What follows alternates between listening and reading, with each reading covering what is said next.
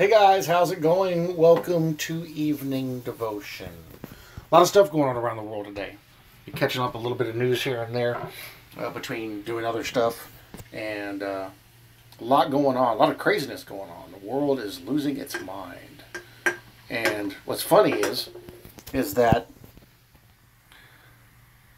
they're losing their mind over things they already knew were coming. This is one of the things I was talking with one of my Army buddies about earlier, is that people know the truth. And we were talking about this from a biblical and a political standpoint. People know the truth. They choose not to accept it. They know the reality. And I brought up Paul. Paul was there for all the stuff Jesus did. He saw all those things. The Bible records him in multiple occasions being there present. Anywhere where the Pharisees were, that's where he was most of the time. And so he knew the truth. He saw the miracles. He knew the truth. He knew the Bible is good or better than most people. He just chose not to accept it until that day on the road to Damascus. Then it was like, it's crunch time, boy. You either got to figure it out or we got a problem. And he already knew the truth. His response to it was to ignore it. I know it, but I don't want it. I don't want to acknowledge this. And we're in that same boat. We know the truth, but in a lot of cases we choose not to accept it. We choose not to respond to it. Well, I know the truth, but I don't want that to be the truth. That's probably the biggest problem with people today. I know what the Bible says. I know what the truth is. I just don't want that to be the truth. And it comes to a point where you have to make a decision. You're either going to accept it or not. There's really no other choice to make. So we're going to be reading tonight out of Joel 1:3. Tell ye your children of it, and let your children tell their children, and their children another generation. Let's go there. Haven't read out of Joel in forever. So we're going to start in verse 1. The word of the Lord came to Joel, the son of Pethuel, an invasion of locusts. Hear this, you elders, and give ear, all you inhabitants of the land. Has anything like this happened in your days, or even in the days of your fathers? Tell your children about it. Let your children tell their children about it, and their children another generation. What a chewing locust left, the swarming locust has eaten. What the swarming locust left, the crawling locust has eaten. And what the crawling locust left, the consuming locust has eaten. Awake, you drunkards, and weep and wail, all you drinkers of wine, because of the new wine, for it has been cut off from your mouth. See, these people were in the same boat. They knew the truth. They knew what was going on. We read this in Jeremiah, read this in Isaiah. We're reading this in Ezekiel. They knew the truth. They don't want to accept it. They don't want that to be the truth. For a nation has come up against my land, strong and without number. His teeth are the teeth of a lion, and he has the fangs of a fierce lion. He has laid waste my vine and ruined my fig tree. That's Israel. He has stripped it bare and thrown it away. Its branches are made white.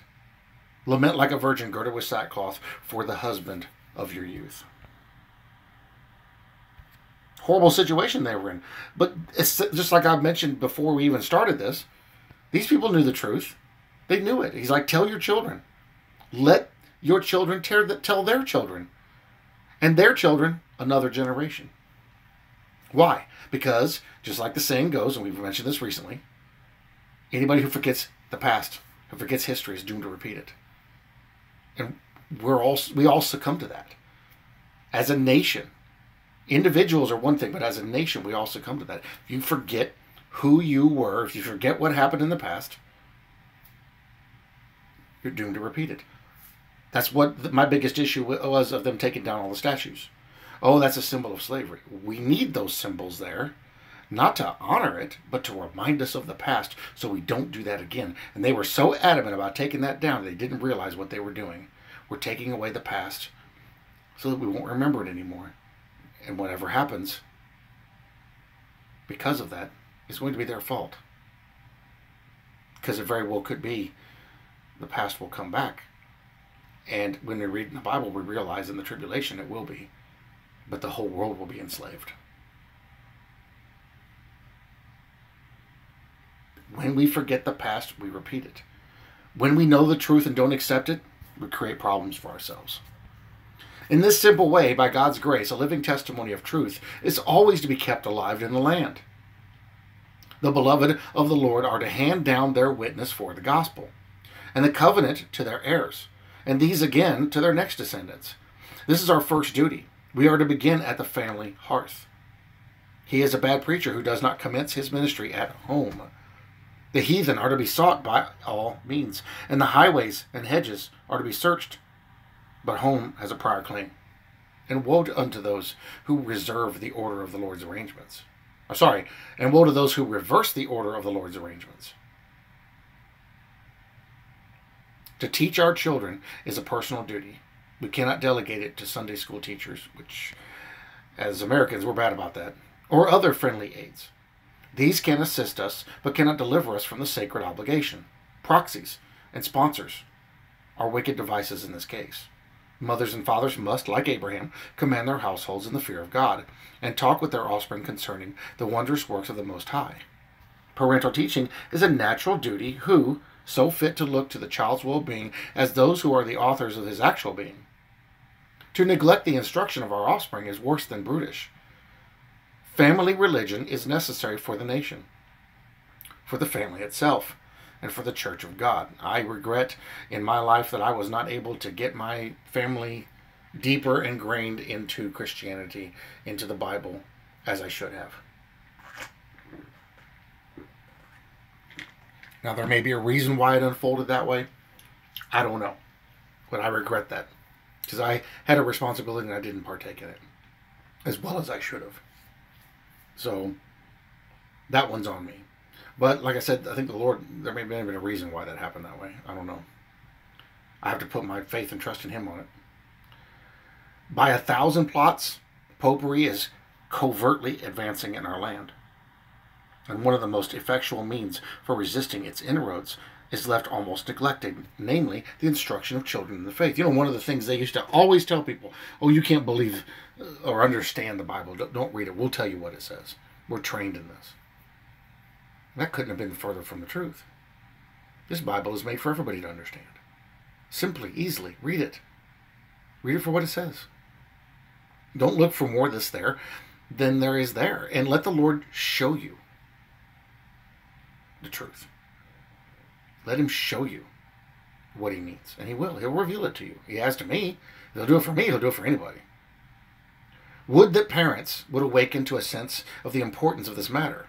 It is a pleasant duty to talk of Jesus to our sons and daughters, and the more so because it is often proved to be an acceptable work for God.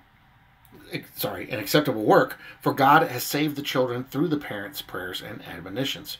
May every house into which this volume shall come honor the Lord and receive His smile. I've been debating for a long time about writing things down. Making a journal and jotting down notes about different verses and different things that we believe in the world today, kind of as kind of a history book. I don't know if it would even make it anywhere because I'm not, popular or well known. Nobody knows who I am and never will, and whatever it is will probably just get tossed anyway. But I still have that, kind of a desire to do it. This could be something that might help somebody. Maybe not. Maybe the Lord has something different planned. I don't know. But I know that if we forget what's been done, we will forget how to do what's coming. If we forget what has happened in the past, we'll forget what will happen in the future. And then people will bemoan it and they will wail, oh, woe is us. But you knew what happened in the past when you made this decision. You just made it again. Let's not do that. I have a buddy has had nothing but problems with Ford pickups. The one he had, I think he rebuilt the truck twice. Just nothing but problems. Continues to buy them. He bought him a little broke down old Chevy, and that thing has just been reliable as all get out. Just gets him everywhere he wants to go. The Ford sits. And I've told him, here's the issues you're dealing with. He continues to do it. He constantly has problems. Constantly has it in the shop. Is always having to work on it. Some people are just stuck in that. They don't remember what happened in the past. They don't remember the things that went wrong before and don't make those mistakes again. I had that problem. I put O2 sensors on another pickup truck. And I used little butt connectors, which is what you connect wires with for normal stuff. connected it, not realizing what I was doing. I since learned the error of my ways. And it didn't work, and it failed, and I didn't know what was wrong. I've since learned you can't do that with that type of thing. So I remembered the past and didn't make that mistake again. Flat trailers is one of the things that I learned about flat trailers. I've shared this with as many as I can. When you buy a flat trailer, the lights on the back aren't grounded very well. So you have to run an auxiliary ground. They're grounded through the metal bolts in the back. So you just put a piece of wire on there with a little round connector, stick it on there, tighten the bolt down, and use a self-tapping bolt, and you run it into the metal frame with the other end. And that permanently grounds it to the framework, so you won't have those issues anymore. And everybody that I've done this with, their trailer lights work perfect, and they keep working. I learned from the past failures. You learn over time what not to use, brands that not to buy. Oh, that particular brand didn't taste very good, so we're not going to buy that again. You learn from the past, you don't do that again. The same thing applies to this. If we forget our past, we're doomed to do it again because we forget the issues that we ran into. And you go back and look in the past. This is why it was so wonderful what God did by putting this book together this way. Because we have the past recorded. Past events and past responses to things recorded. And you see the consequences of the people forgetting their past. They kept doing the same thing over and over and over again, expecting a different result. That is the definition of insanity. Doing the same thing over and over again and expecting a different result.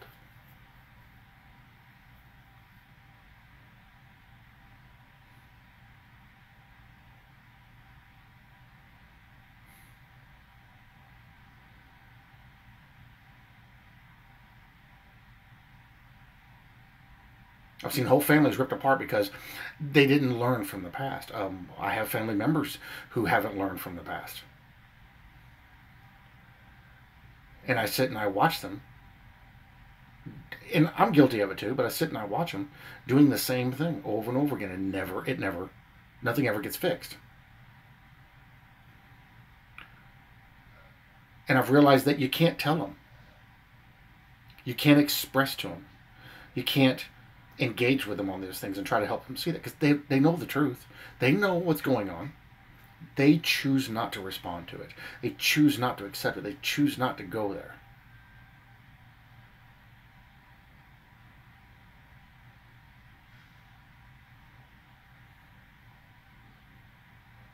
But if we can never have a Damascus Road experience and be confronted with the truth and say, you know what, that is the truth, I need to address this, you can see, like what happened to Paul, great change comes. We have this problem in our lives. As Christians, we're stuck in these ruts sometimes. And we forget how things went in the past, and we keep doing the same thing with the same people over and over again, and we never get a different result. And then we'll forget what happened in the past and go and, like, we go hang out with some people, we get made fun of, it's a bad time, but then we forget about it. As people say, you're supposed to, as a Christian, forgive and forget. Don't forget. Because if they invite you again 2 years later and you remember, the last time I went there, it didn't go very well. I'm kind of wondering if it's going to be the same thing, because I remember what happened last time. Guys, I'm going to have to bow out this time. I apologize, but I've got something else going on. You take their fun away. I know, this has happened to me. I was so dense that it was multiple times until I finally realized I'm not going to go there no more. I'm not going to deal with that anymore. It's just not worth the headache. But it took me a while. It took me a while to realize that. So what I've learned to do is to forget things that I don't need to remember, but remember things I do, so that I don't repeat the same mistakes, so that I make better decisions, so that I move forward in my personal life and as a Christian. If I make a mistake in how I'm interpreting the Bible, or what I'm reading, or taking somebody else's advice on what something says and not checking it for myself, I'm going to constantly repeat the same error over and over again. Constantly. I'm going to constantly regurgitate the same information, expecting something else to happen from it. I want to constantly go to the same places, expecting something different to happen. I want to constantly be in this mode. If I forget that it was a bad experience or didn't go the right way before that in the past. We have that same problem today. We need people to know the truth and know what happened in the past. We need to hear the old fathers. We need to listen to Spurgeon, listen to A.W. Pink. We need to listen to, what's that other guy's name? I was just listening to him yesterday. I can't remember it. We need to listen to all the old fathers. We need to read the Bible and listen to what these people went through, because they were dealing with the same things we're dealing with now. It was just in a different time, different era. Same mentality, same behavior, same attitudes. Same type of things, you know. It's like they were doing the same stuff back then.